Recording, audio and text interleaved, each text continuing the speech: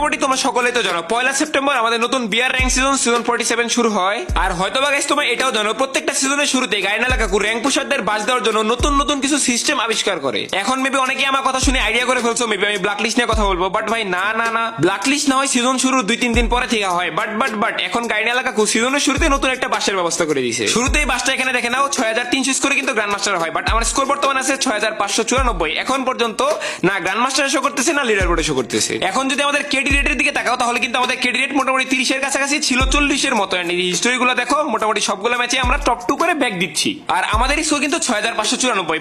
But বর্তমানে leader বোর্ডে যে রিজন টপ 1 আছে তার স্কোরের দিকে যদি দেখি আমরা এখানে 6527, মানে টপ 1 এ আছি আমরা, বাট আমাদের শো করতেছে। এখন মোটামুটি সবাই বলবো আমার আইডিটা ব্ল্যাক লিস্ট চলে গেছে, বাট ভাই না না না, ব্ল্যাক লিস্ট যায় নাই। গাইনা লাকাকু নতুন একটা রুলস বানাইছে, ওই রুলস এর মধ্যে আমরা ফেসে গেছি। রুলসটা আর কিছুই না, রুলস হচ্ছে কেডি রেট। যদি তোমার স্কোয়াডে কেডি রেট 20 এর উপরে থাকে তাহলে লিডার বোর্ডে তোমাকে শো করবে না। গাইনা লাকাকু একটা লাথি মেরে তোমাকে লিডার বোর্ড থেকে বের করে দিবে। বিশ্বাস না হলে লিডার বোর্ডে গিয়ে 1 থেকে 100 পর্যন্ত যে প্লেয়ার গুলো আছে সবগুলোর কেডি রেট চেক করো, একজনেরও 20 এর উপরে কেডি রেট নাই। তাহলে এখন আর কিছুই না, গাইনা লাকাকুর ভাষ্য মতে যদি তুমি 10টা ম্যাচ খেলে 10টা ম্যাচ ভুয়া করতে পারো বা 8টা ম্যাচ ভুয়া করতে পারো তাহলে তোমাদের জন্য র্যাঙ্ক পুশ নয়।